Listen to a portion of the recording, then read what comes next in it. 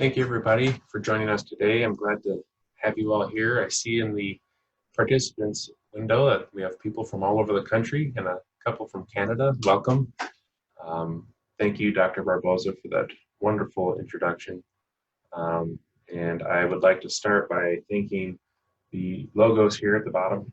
We have the Western Bison Association, the Boone and Crockett Club, the Explorers Club, have all donated, supported my research through donations in kind, and have really propelled this research in a drastic way. I also would like to acknowledge my Department of Wildlife and Fisheries Sciences at Texas A&M and Texas A&M AgriLife for their logistics and infrastructure and their support for research. And so the title, Drivers of Morphological Change in Bison, is really trying to figure out what makes bison change their size and shape. And we're evaluating consequences of rising temperature, increasing drought, and conducting an assessment of vulnerabilities for managing keystone species, especially in light of climate change. So, to restate the question a little bit more succinctly, why are bison smaller from north to south and through geologic time? And what we're going to start with is this funnel of time, where we start with geological time, going all the way down to daily time. And for my research, I took a multi-prong approach, multi-scale approach, where we're looking at each time stamp individually. And then we'll wrap it all together. So we'll start with 40,000 years of the fossil record for how bison have changed body size through time. Then we'll focus on the long-term ecological data sets, so 5 decades worth of data sets, and how bison have changed at one location through time. And then we look at the seasonal change in 1 year, comparing winter and summer, and how bison are balancing heat loads and thermal transfer. And at the very end, management decisions at the daily level are influenced by plans that are made for the seasonal up to the decadal levels. So how do these two timestamps specifically affect how management decisions are made? And we'll get to that at the very end of the talk. And so I want to start with an overview of bison natural history and evolution. And specifically, I'd like to start with how bison got here. Bison arrived over the Bering Land Bridge from Russia to Alaska about 190,000 years ago, and spread into the rest of the continental US about 160,000 years ago. They've expanded through the central portion of the continent, all the way down into Mexico, and some fossils are finding them down in Nicaragua and Honduras. And we know that the bison, relatively recently, as recently as the 1700s, were in New York and in Florida. And we know that bison were also in Northern California and Oregon, and still had ranges in northern Canada. European descent explorers would document that they saw herds of bison that would last days to pass by their location. So they estimate that the bison population was between 30 and 60 million. But their range quickly decreased through the 1800s in this light area. Their range was contracted even further by the 1870s and 80s to the darker brown. And by 1884, there was less than 1,000 remaining, with about 500 or so in Canada, and then even smaller herds remaining, 10 here, 200 near Yellowstone, for a total of about 300 in the US. Since then, bison have been restored to nearly 400,000. The success story of a multi-sector contribution from the public herds, so these conservation herds, there's about 30,000 bison on these places marked on the map. And private ranches have about 350,000 bison all throughout the US and Canada and parts of Mexico. Over their evolutionary history, they have adapted as they arrived in North America, then saw the massive continental glaciers during the Ice Age to today. And so when bison were in Eurasia, they took on this medium, large-sized form, got quite a bit larger from when they were in Alaska with a larger horn size to the largest bison that ever existed, the giant bison, or bison latifrons, who would have stood about 8 feet tall at the hump and had a horn span of about 9 feet. Bison today only have a horn span of about 2 feet, as pictured here on the far right. So from this large species, they rapidly got smaller through time to this bison antiquus shown here, and then to bison today. Now, all of these species are found in North America at various times.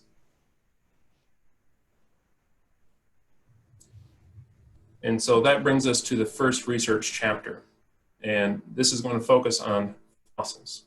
The question here is, does temperature affect bison over long scales of geologic time? And this particular chapter has already been published in Ecology and Evolution in 2018. It's entitled Bison Body Size and Climate Change. And so instead of focusing on the last 190,000 years, we're going to zoom into 40,000 years of bison records in North America. And for that, I focus on using one particular bone, and that's the calcaneum, the heel bone, which is positioned here in the lower extremities of the animal. Also shown here is the zoom in on the ankle. And this is the bone itself in a top view and a side view. Of that heel bone, the calcaneum, I'm really only concerned with one measurement here in today's talk, and that's going to be the distal tuber length, which is pretty much just the measurement of this lever. So the ankle would be positioned down here at this lower part, and it would pivot around this point out to where the Achilles tendon would attach. That Achilles tendon for them is what holds their entire body mass. So this measurement scales really well with the mass of bison.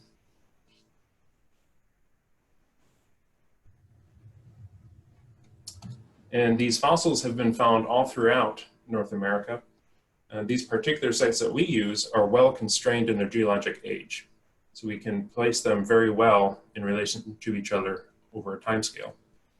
These 60 sites have provided about 1,200 specimens, which is a really good data set when it comes to fossils. And they span the last 40,000 years. All of those bones accumulate to a large span of measurements ranging from about 55 millimeters going all the way up to almost 140 millimeters long. And using an equation from Christensen, 2002, we can estimate that body mass, which is an allometric scale. So as the bone gets larger, so does the animal itself. So at the large end, this one individual that we observe in the fossil record had a measurement of 138 millimeters, is estimated to be about 1,600 kilograms. That's about 3,500 pounds.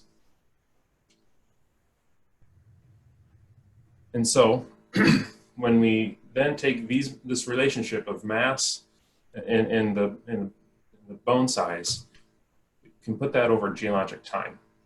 So here we have the bone size here with the relative log mass on the scale next to it. We'll place it on geologic scale from 40,000 years ago on the left to today on the right. And the data look like this. So we have a relatively moderately sized animal 40,000 years ago into a relatively large ramp up in size here during the 35,000 to 15,000 year range, and then a quick decline in body size around 10,000 into today's modern body sizes that we see today.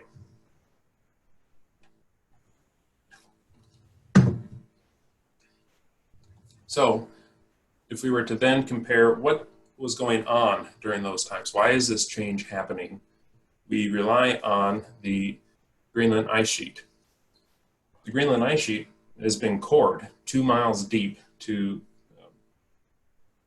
reconstruct what the temperature may have been through time. The Greenland ice sheet provides 200,000 years of record, but again, we're only going to focus on 40,000.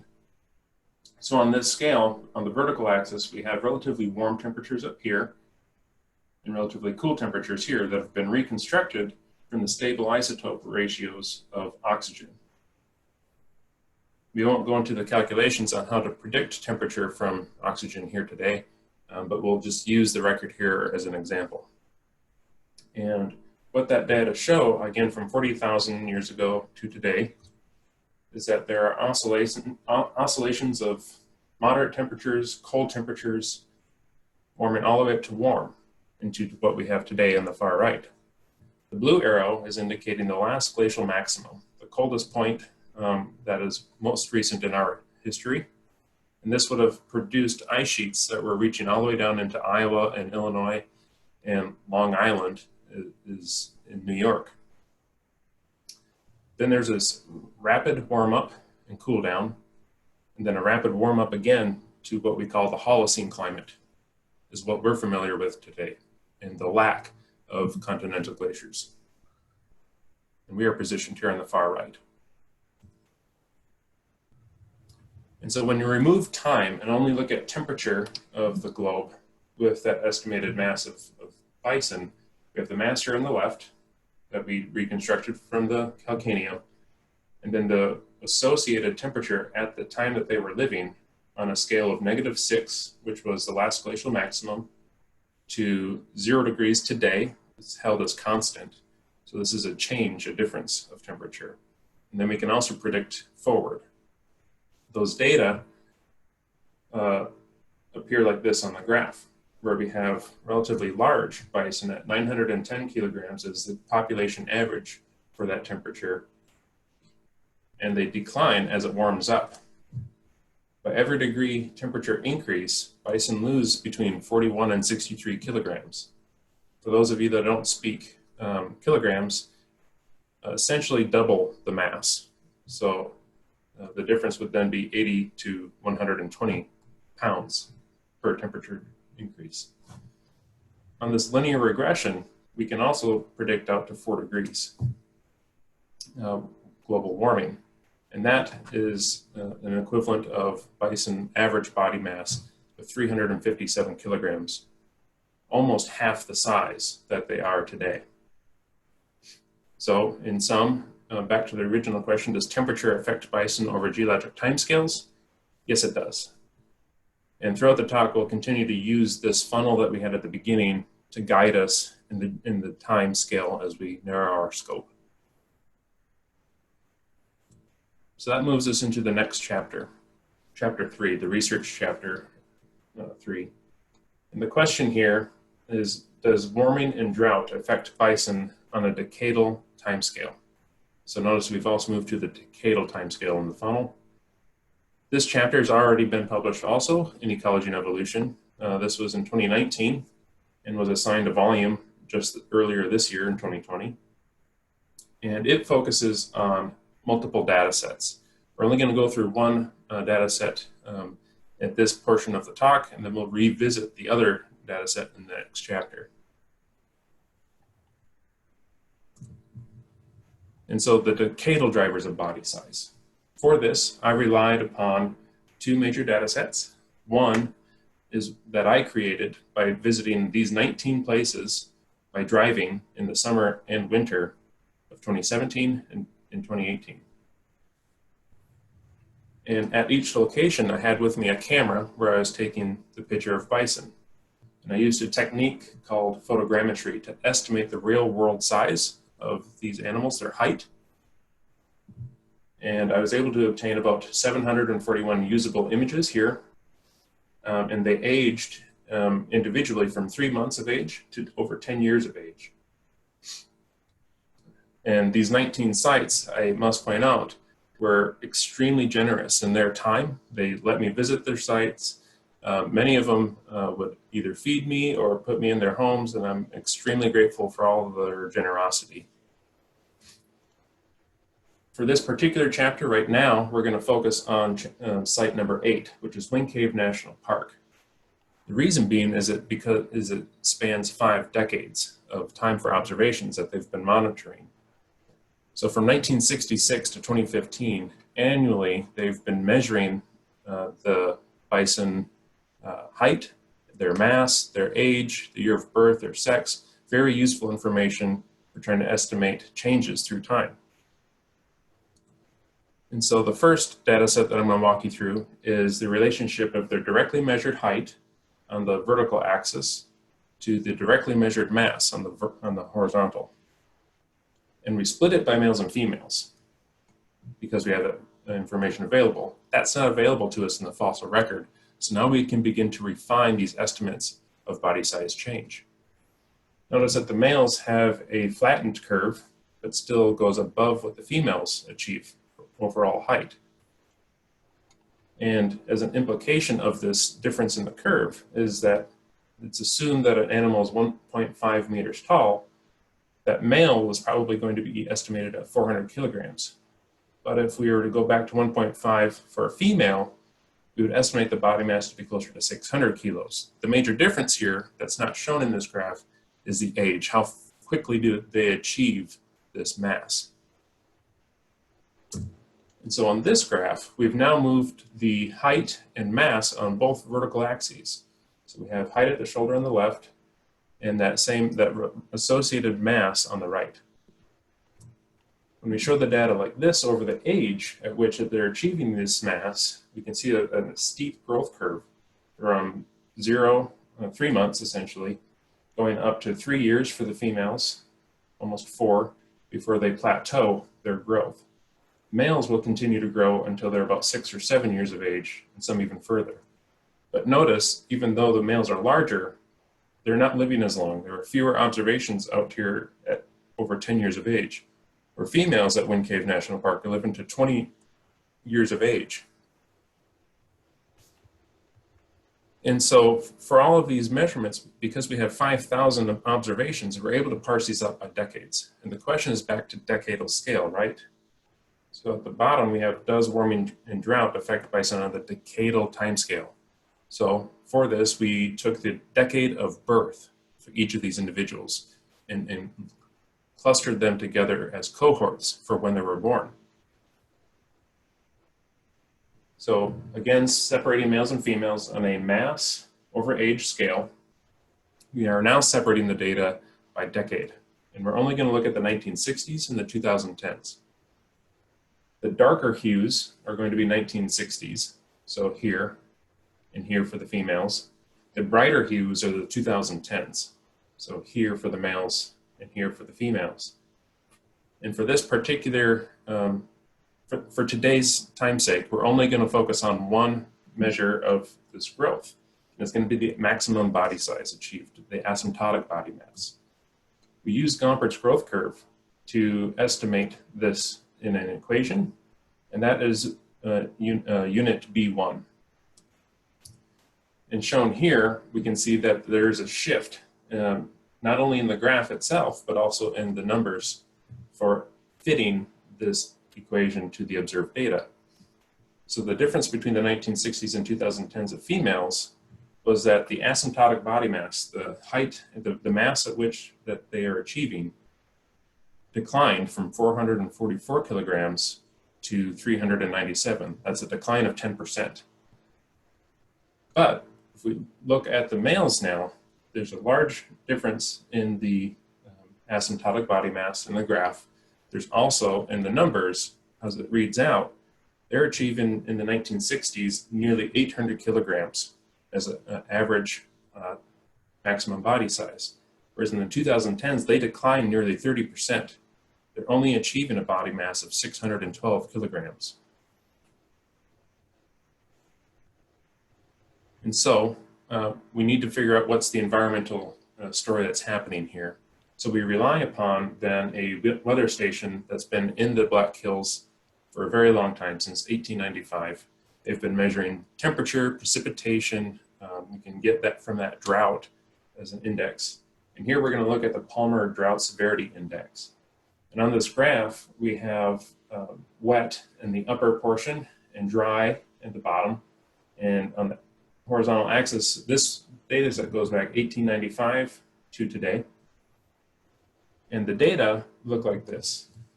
It's been drying in the Black Hills over the last 100 years. With this linear relationship of the data, each triangle is the decadal measure for that decade. And in particular, I want to draw your attention to the Dust Bowl. We know what kind of environmental devastation the Dust Bowl brought on many. and it was particularly dry in that decade, -2. The 2000s saw nearly the same type of drying. 2010s right now, or just in the last decade, were relatively more wet. But overall, we are approaching that level of Dust Bowl perpetually. For temperature, I want to again draw your attention to the Dust Bowl era in the 1930s, where the average decadal measure was nearly 7 degrees, whereas the average before that was closer to 5.5 degrees, a rapid warm-up. If you notice, in the last 2 decades, we've already surpassed the level of warming that was equivalent to what happened during the Dust Bowl, and we're likely to continue to warm up beyond these levels. And this message is the same across the entire Great Plains. And so, getting back to that asymptotic body mass, how are they achieving that body mass over the drought measure that we have? Now, wet is on the left, dry is on the right. And for each decade, we now have a relationship of increasing drought has a linear relationship of decreasing body mass. So for every unit of Palmer Drought Severity Index, mass is declining by 17 kilograms. Over temperature, that mass for each location, for each decade, is also declining. So over the last 100 years, over the last 50 years, from 1960s to 2010s, it's warmed up over 1 degree.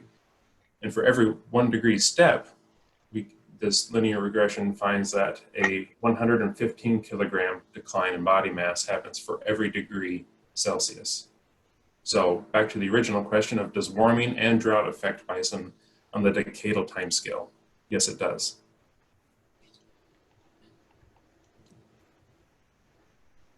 And so now we narrow our scope even further to the seasonal level. Does warming affect bison seasonally?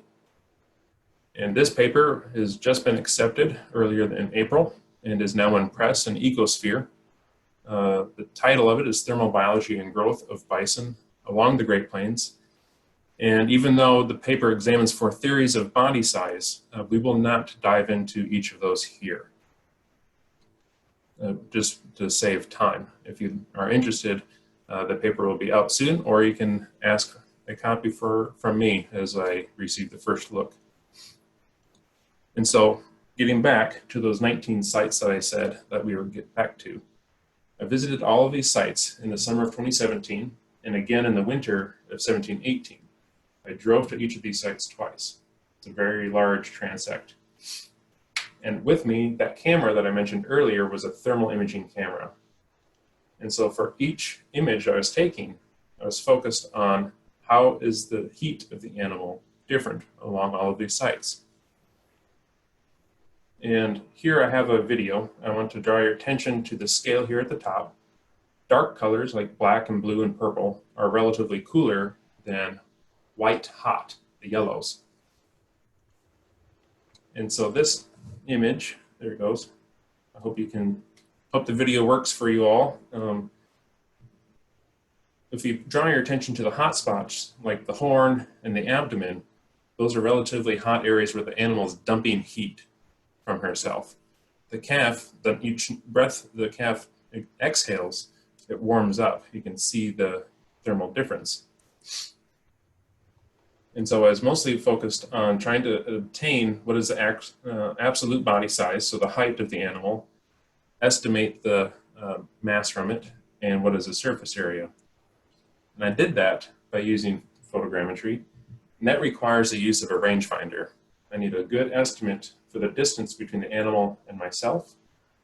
So then through various calculations, we can then now estimate the real world size of the height, as well as the surface area, the effective thermal window of the animal.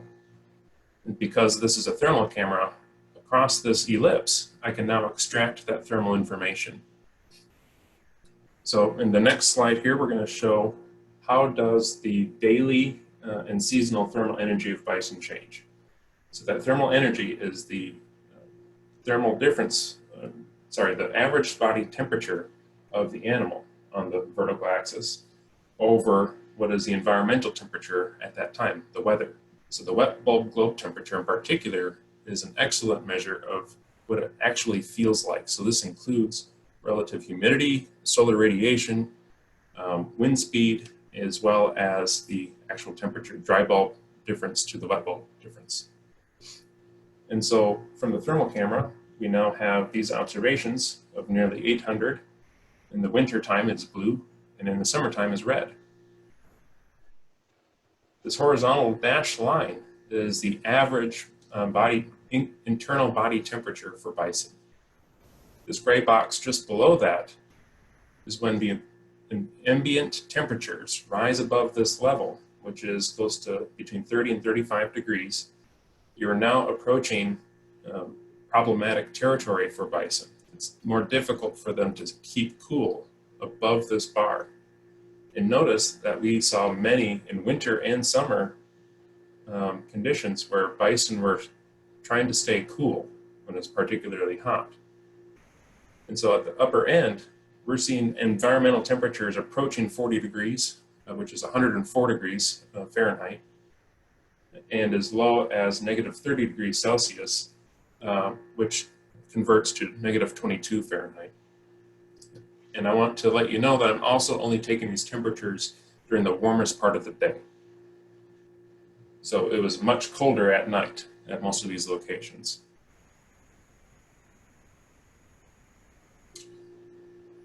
And so the take-home message away from this is that bison are susceptible to heat. What's more useful, instead of using temperature of the surface, is to convert this to energy.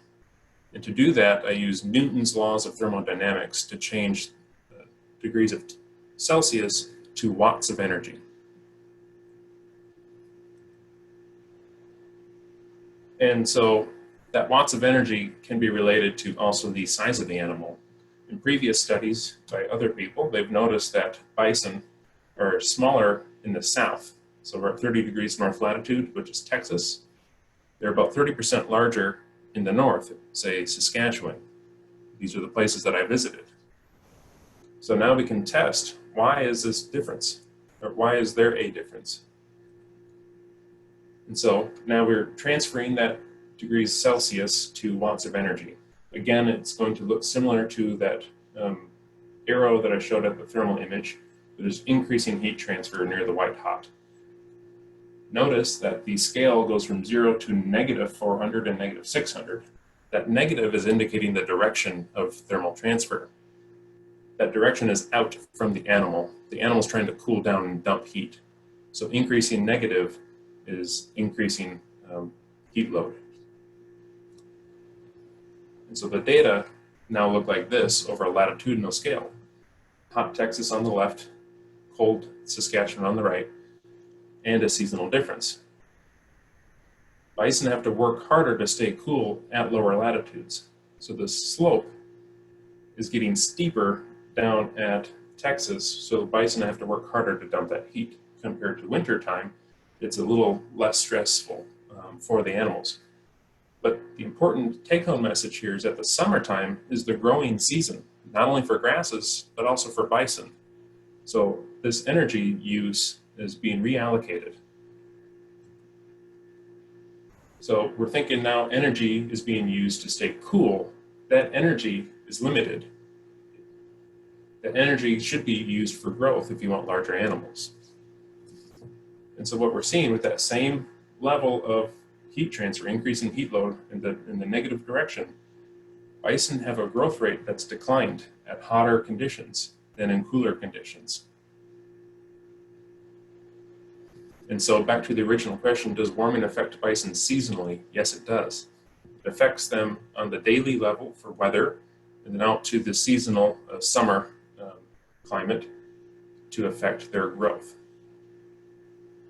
And so I want to take a brief pause and recap what we've just gone over, and coming back to that original funnel of time, so geologic time scale, decadal time scale to seasonal, and we find that they're all being affected across these scales of time. The piece that we're going into now is going to rely on how do people approach this?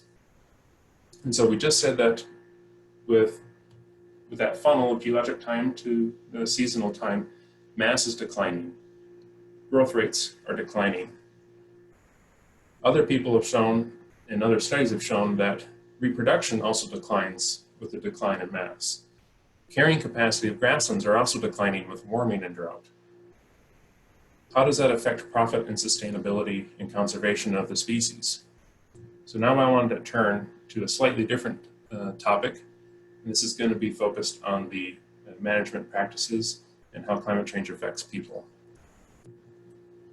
So, does climate change affect the people who rely on bison, is the question here at hand. This paper is now in review with People in Nature, and it describes the vulnerability and adaptive capacity of the North American Bison Coalition. The Bison Coalition is comprised of conservation and production bison herds and their managers. So we'll get in that here. For this particular study, I implemented a vulnerability scoping diagram. And what the diagram does is it describes three components of vulnerability. The first is going to be exposure. Exposure describes the resource and the threat that affects that resource.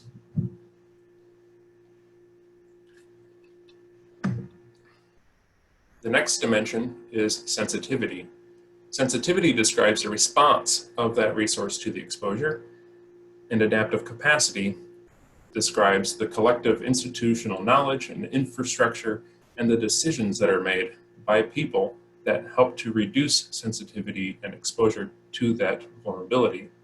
Here we're using climate change as that vulnerability. And again, getting back to the two sectors that I mentioned at the top, we have a private sector and a public sector. What I did here was implemented a survey that went out to bison managers. It was a 42-question online survey, and we received 154 responses, and that equates to about a 15% response rate of the nearly 1,000 bison managers out there. And of those, 132 were used for analyses. I want to draw your attention back to this circle, where the middle of the circle is now going to indicate a lower vulnerable score, and outer to the edges is going to be a higher vulnerability score. And so for each spoke of this wheel, I know it's busy, but bear with me. Each spoke of the wheel is a measure of that dimension. So in exposure, we're trying to measure how are people, what is the exposure of climate velocity that's happening at this location? And we can also then measure what is herd health and production for sensitivity. How are the health and production responding to that exposure of climate velocity, whether in vets? Then how are people making management decisions? Again, in the middle of this plot, the safe zone is in the middle. As you move out towards the edges, you're now in a moderate zone of vulnerability, and you're now in the danger zone. Go ahead, you can all hum it. And as we approach the outside, there's only one sector that's having issues down here in the adaptive capacity. That's the public and NGO sector. It's because of their mission statements that they really don't have access to get grazing leases. Perhaps we can expand those in the future to limit the resource. This is really just to expand the land area for bison to access. That's really all we're trying to measure here. And so we'll clean up the graph again so you can take one more look at it. And if you notice, the exposure measures are very similar. So is the sensitivity. I should mention that all of these managers overlap each other. They're from the same region. They're all throughout the Great Plains, from east to west and north to south. And east to west ranging from the Canadian Rockies all the way into the prairie corridor of Illinois and Indiana, as far north as into Edmonton, Alberta, and as far south as Texas. But where the big difference is in adaptive capacity, and that's what we're going to focus on for the rest of this talk here. And in particular, one measure is a good predictor of vulnerability for individuals. and that's education. So on this graph, we're going to introduce the vulnerability score for the average cluster, that average cluster being no college experience, some college or a four-year degree, and having a graduate degree. We're also going to have on the back, behind that, a bar chart of the percent of that group that are represented by bison managers. So with increasing education, we have a decrease in vulnerability. Bison managers are also highly educated. Over 60% of our responses have some college experience or a four-year degree. An additional 25% have a graduate degree, and about 18% have no college experience at all. But the take-home message is increased education reduces vulnerability.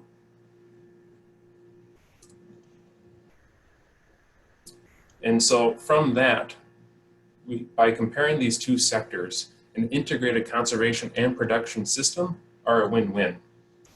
Based on the previous chapters, vulnerabilities accrue from rising temperature and increasing drought. That affects bison as much as it affects bison people. Although the practices between the two sectors vary in their missions and their goals, that is the strength. They're able to complement each other in different ways, in inventing new management practices, testing them out, or having vastly different overarching goals and themes of managing the animal or managing the ecosystem. And so, back to the original question, does climate change affect the people who rely on bison? Yes, probably more so than it affects bison themselves, if not exactly the same level. And so back to this original diagram, down here at the bottom, bison are getting smaller through time and across space, especially from north to south. And to wrap things up, I'm going to have one more slide that will take us back through the entire graph again. Average body mass is expected to nearly halve by year 2100 with increasing drought and warming. These two factors compound each other, they accrue, and they're accelerating. Warming and increasing drought decreases that maximum body size for both males and females, and at different rates. Males are being affected at a larger rate than females, at least seemingly using the Wind Cave dataset. Increasing those heat loads on a seasonal level during the growing season will likely decrease growth rates across the entire Great Plains. So adaptive management, therefore, should focus on leveraging existing and increasing new social capacities. And that should include things such as expanding educational and experience opportunities through apprenticeships, through scholarships, and making sure that early bison managers who are getting into the game have all the resources that they need from experienced people who already know what they're doing and have been in the industry for a long time and have seen perhaps one or two drought cycles in their experience. And with that, I would really like to thank everybody, starting with my committee, Dr. Barboza, Dr. Mead, and Brisky and West. And I'd also like to have a huge shout out to all of my 19 herds that allowed me to visit. They were generous with putting me up on their property and let me measure their bison, whether the bison wanted to be measured or not. Dr. Jill Zaretsky was a big help for the vulnerability study. My partner in crime, Rachel Short, thank you very much for all of your help. My parents, mom and dad, and to my lab mates, Bridget, Kaylee, Dan, Keith, and our lab manager, Rachel Shively. And with that, I guess we will wrap it up.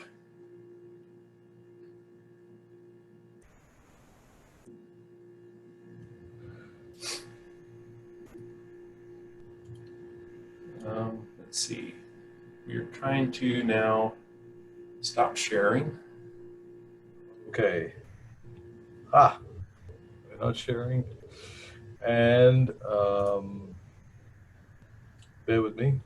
We're opening up the system. We're opening up chat, so. We're opening up the chat, and I've sent Jeff a couple of questions to start with. And you should all be able to use the chat line right now. And feel free to use that reaction to share your applause. And I'm going to unmute folks so that they can start sharing questions. So Jeff, while people are having a little bit of thought, do you want to get a shot for something? Yeah, I see your chats now. All right. All right. So the first question is from Dr. Line. I'll just read it out and then I'll address it afterwards.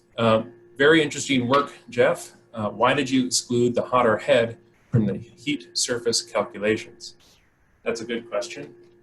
I guess I'm not sharing my screen anymore, am I? I can let you. Go ahead. Share screen, talk. Let's see. Go to that thermal image. Yes. Can you see my screen? Yes, I can. Make it a little bit larger for everyone to see. All right. Yeah, so why did I exclude the head from the estimate? That's because I had to, by hand, outline this body on over 1,200 images. I didn't know that only 740 were going to be useful, and I was running out of time to get all of the head pieces. It was also difficult for me to have the animal in the exact same position every single time. They are living critters, and it was often blurry, and I would have a poor representation of the actual temperature measured because they're twitching their head, moving their head side to side, stuff like that. But more importantly, the abdomen is also where most of the heat is internally generated from ruminating, and that's also where the largest thermal window is to dump that heat that they're generating, but also the huge surface area that they're absorbing the solar radiation from their environment. Now my chat screen went away. I don't know how to get that back. You have... there it is. Okay. Got it. I hope that answers your question. Are you there, Michelle? Do we want to have a back and forth, Perry? Be unmuted if you'd like. Yeah, we're unmuted right now. Can we, Michelle, are you there?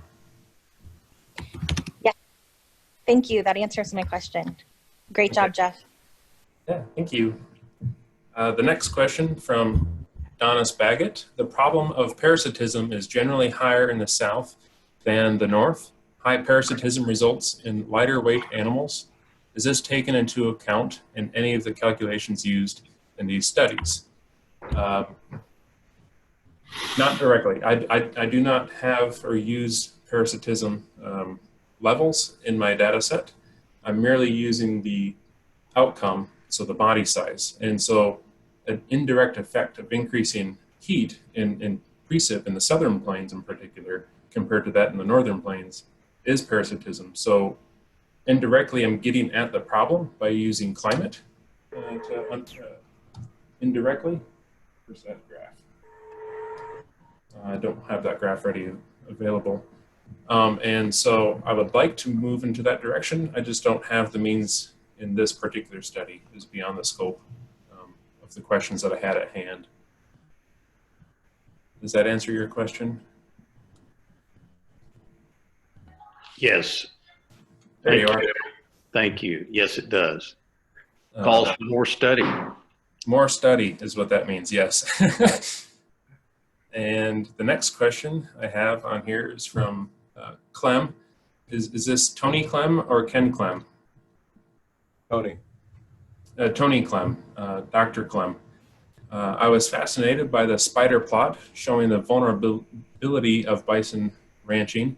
I wonder if Jeff found any responses that surprised him and if he could speak about that. Thank you, great job. All right, we'll go to that spider graph. Yeah, so this is displaying the median scores across all of the responses. And so, yeah, there were individual responses that comprise each of these measures. This is just the average that's shown. Yeah, there were quite a few responses at the individual level that surprised me, but the most surprising to me was the accumulative amount of education.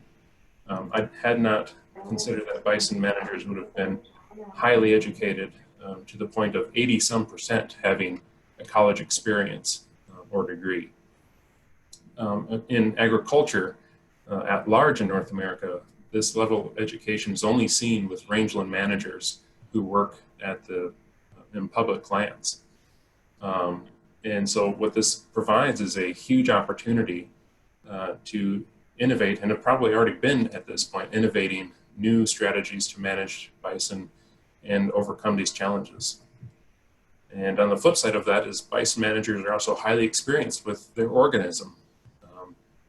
If I recall correctly, over 60% have 10 years experience or more, and over 10% have over 20 years experience with bison managing. So this is a well-experienced group of people that I do think are well suited to overcome these challenges. Tony, are you there? Does that answer your question? It does. Thank you very much. Appreciate it. Yeah. Great job. There's a couple of other questions that are kind of related. From John Flacchini, did you find that grazing practices had any effect on body size regardless of geographic location? Okay, I don't see that question, but if I remember it, did I see that grazing practices made a big difference?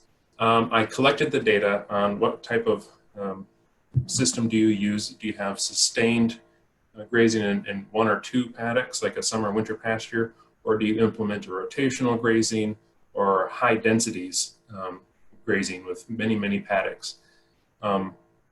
Unfortunately, I wasn't able to key out that information readily. There is a large variance. Everyone seems to implement a different system, and I would be interested in a follow-up study to look at those differences if there is a change in that vulnerability. I'm interested in it just as much as you are.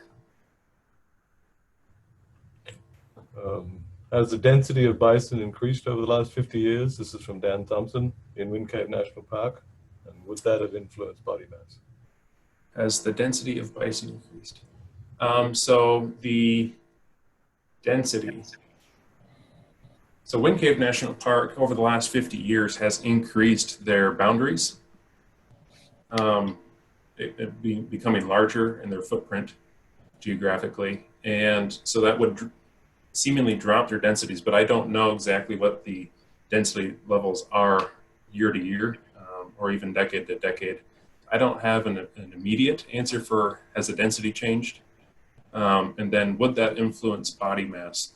It would if the density was increasing, likely to decrease mass if that population density was going well beyond its means. But in talks with the managers there, they do try to keep their relative carrying capacity only at 30% of what they can hold. So they are culling continually to keep that population from growing beyond their means. So there's a lot of feedback between that carrying capacity of the vegetation and the animal population. But they try not to let the densities get too high. And I would suspect that there wouldn't be much of an influence here, but I would really like to dive into that more in a follow-up study if I could get some Wind Cave folks on board with that too. From Cecil Miskin, would it be better to use resources to focus on more northern herd dispersal, and conversely, is the same size reduction attributable to cattle, sheep, and other livestock? Is that question in the Yeah, chat? it's in the chat. It's just, you've got a few, so you're buried. Cecil, Oh, yeah, is that the question? They're popping in. There you go. Can you read it one more time? Would it be better to use resources to focus on more northern herds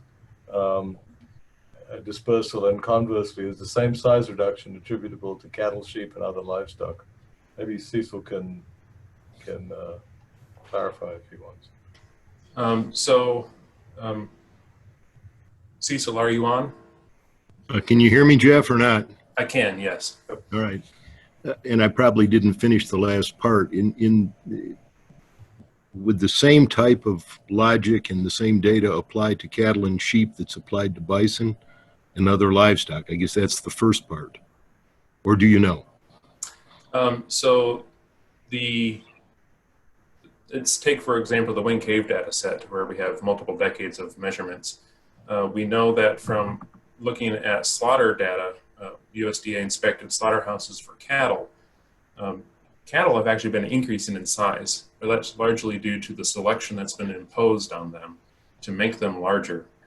And so I don't know about goats or sheep data sets offhand, but I would like to see a data set like this created. We do know that from cattle, there is still this body size difference from north to south, where northern cattle are larger than their southern counterparts, as we see with bison.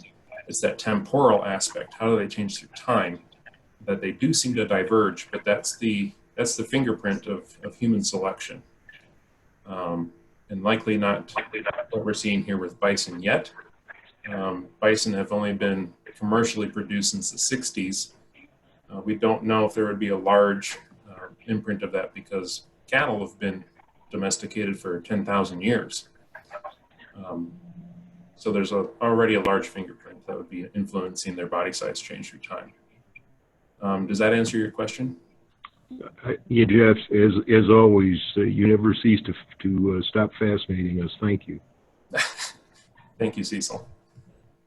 All right, let's see. Thank you for all the wonderful comments, folks. That's good. From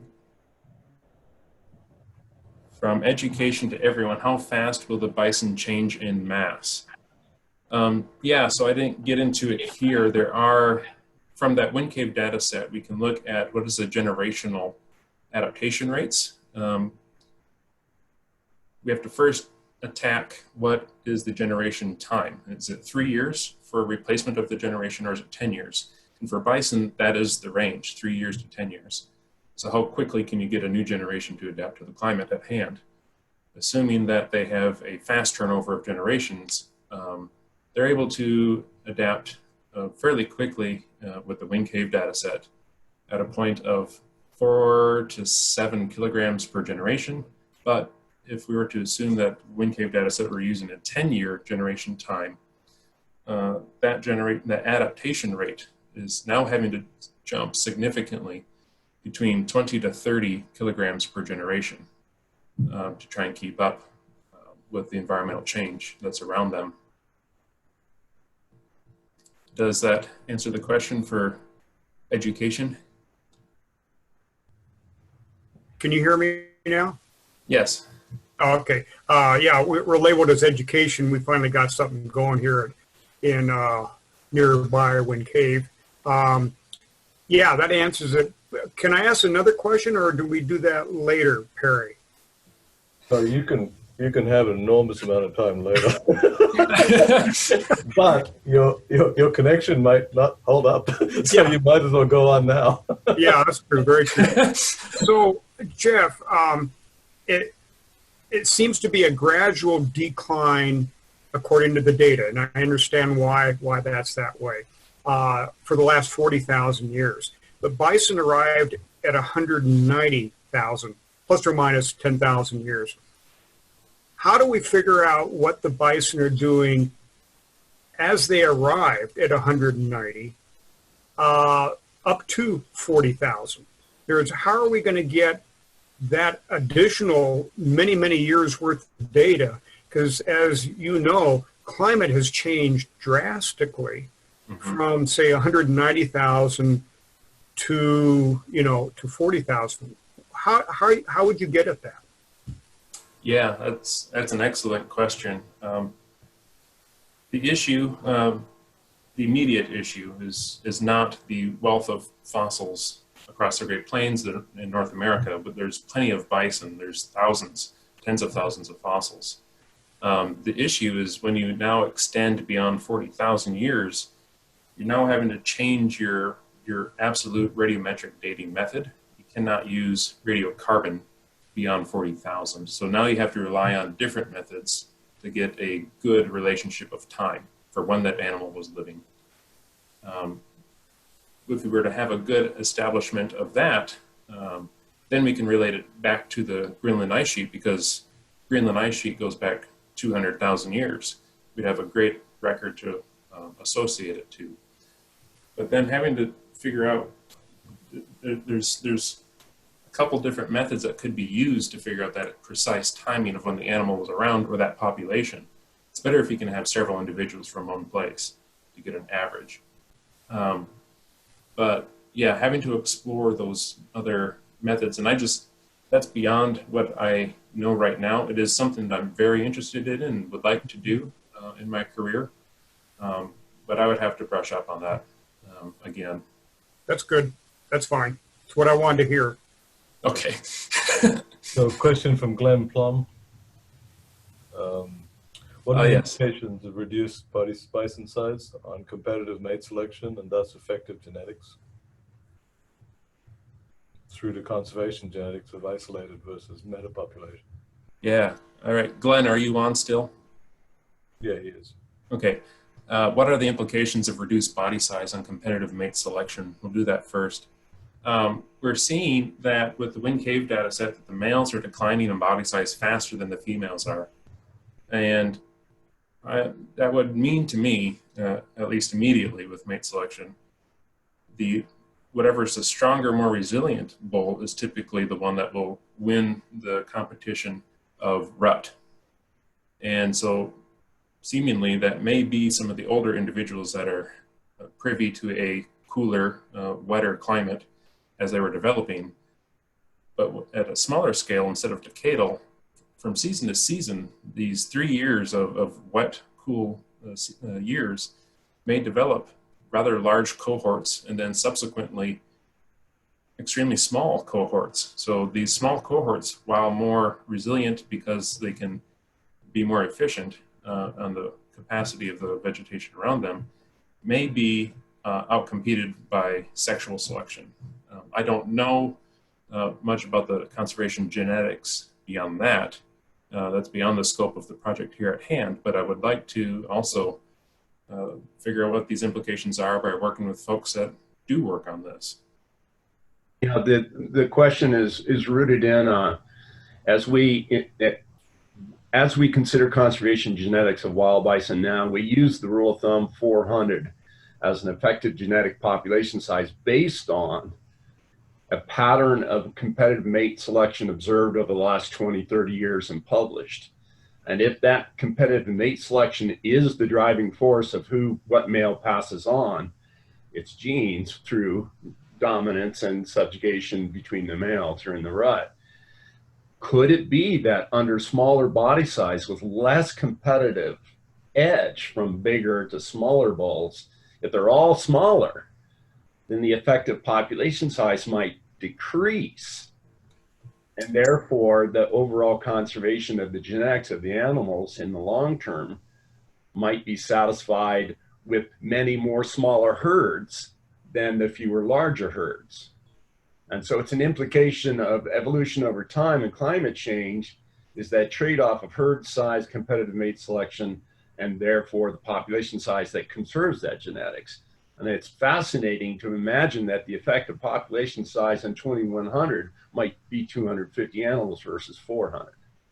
Right. Yeah. So that's a huge difference in implication. I have my screen sharing now, and I do want to draw just real quickly in the males differences. The standard deviation around this average estimation expands in the 2010s than in the 1960s, which means to me that the variance between annual or biannual cohorts is likely larger.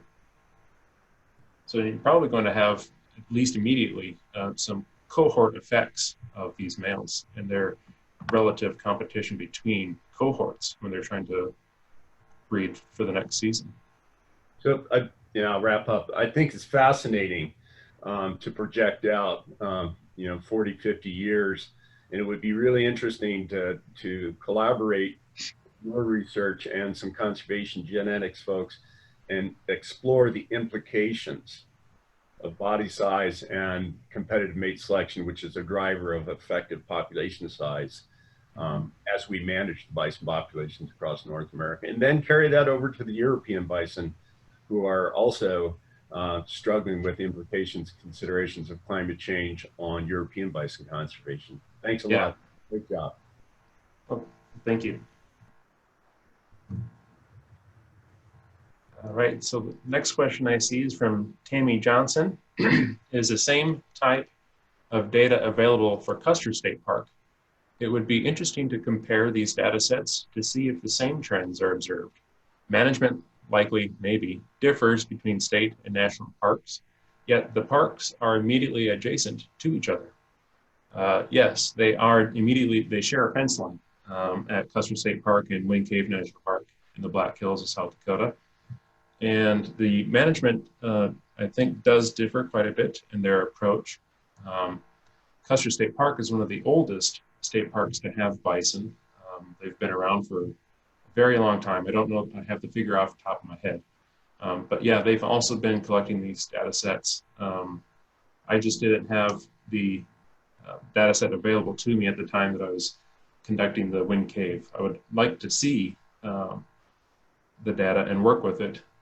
It took this Wind Cave data set that I shared with you to clean it up for analysis. I started with over 8,000 observations, and I had to clean out the data set that were well beyond for outliers, as well as just didn't have data available. So I'd have to do the same with Custer State Park likely. But I would really like to see that difference in how management at the social capacity level, how does management affect these animals? And that's where a lot of it's going to have to be, is on focusing on management of the animals, to either guide them into a warmer, drier climate, or to at least get them ahead of the curve, be pre-adapted. These are things to consider. Tammy, does that answer your question? Is Tammy still there? Maybe. Yes, thank you. All right, well, good. Do you have a follow-up on that? No, I just, I worked in Wind Cave several years ago on prairie dogs, and just from that experience knew that likely the management strategies were quite different between the two parks, and I was just curious what your opinion on that was. So, but I realize it's a lot of data to go through, and you only have so much time. So, Yes, yes. but I did have another question on genetics and cattle genetics, and how you think that the addition of, basically beef genetics in the bison population is affecting the trends that you're seeing, and if it actually is a partial cause for smaller body size. So yeah, there was a paper published 5 or 6 years ago looking at the body size difference with cattle introgression and bison. And it did show that there was a seemingly difference in the body size, and that variance was really only explained between 2 to 9% of the variance. The data that I have actually pulled up right now here, these models are explaining between 85 and 92% variance. So there is a signature there, but it's muted compared to what the environmental signature seems to be showing. I would be interested in conducting more experiments with this. It's a question that's going to continue to come up, and what those implications are long-term and short-term. I just didn't have that data available for the study either. Thank you. Thank you. So maybe we could wrap a little bit. A couple of last questions here. Susan Golubeski. These results that suggest decreasing body size could lead to significant impacts on production herds for meat in the bison business. What, if anything, could be done to mitigate these size changes?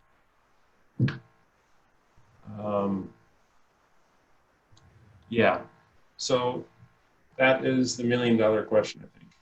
And I don't have an answer for what a prescriptive answer. I'm not going to tell anybody what they have to do. But I do think that the best opportunity is to increase opportunities to scholarships and partnerships and apprenticeships through the bison industry across these sectors. Have people exposed to how public operations run and how private operations run. Sharing that knowledge across the sectors is probably going to be the best adaptation forward. There's 1,000 people here. They all have a different mechanism to adapt. And right now, I think the best thing to do is to expand the education opportunities. Beyond that, I would say that, where's that spider? Increase water access for bison has already been really well tapped. Doing better monitoring of your herd production would probably help reduce your vulnerability. Also monitoring environmental variation. By that measure, what I mean is to better measure your pasture conditions and your wildlife diversity and abundance. If there's changes happening on your plant diversity and abundance and your wildlife abundance and diversity, something else is changing at hand environmentally. Getting a good handle on what that root cause is can help you then manage differently. I don't have a prescription on how to do it, but I think it's a very good question. Does that answer your question, Dr. Golombesky? Yes, thank you. Thank you. Okay, one last question and we're done. And we have Mimi Hillenbrand with the decrease in body size. What is that going to do to carrying capacity? Will herd size increase? I know this depends on forage production. Yes, your last point is the critical piece. If you were to decrease body mass and hold forage production constant, you may be able to increase your number of animals just by using pounds of animals per acre. But it's likely that the forage production will also decrease.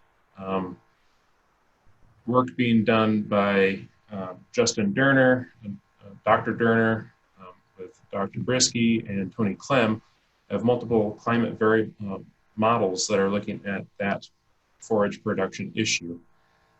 Grasses are important for bison, and the productivity, the quality, and the quantity are likely to decrease with increasing drought and temperature and increasing variability from season to season. So optimistically, I would hope so, but it's not likely. Does that answer your question, Mimi? Are you there? Maybe. Yes, thank you. I had to find my mute button. There you are. Great job, Jeff. Okay. Thank you. Well, join me in hitting the reaction button and uploading Jeff's work, and the committee will convene at 12 o'clock for another Zoom session, and maybe we'll all put our pants on, Dr. Brisky. So, but thank you, everybody, and thank you for joining us today and for all those questions. Much appreciated. Okay, take care. Thank you, everybody.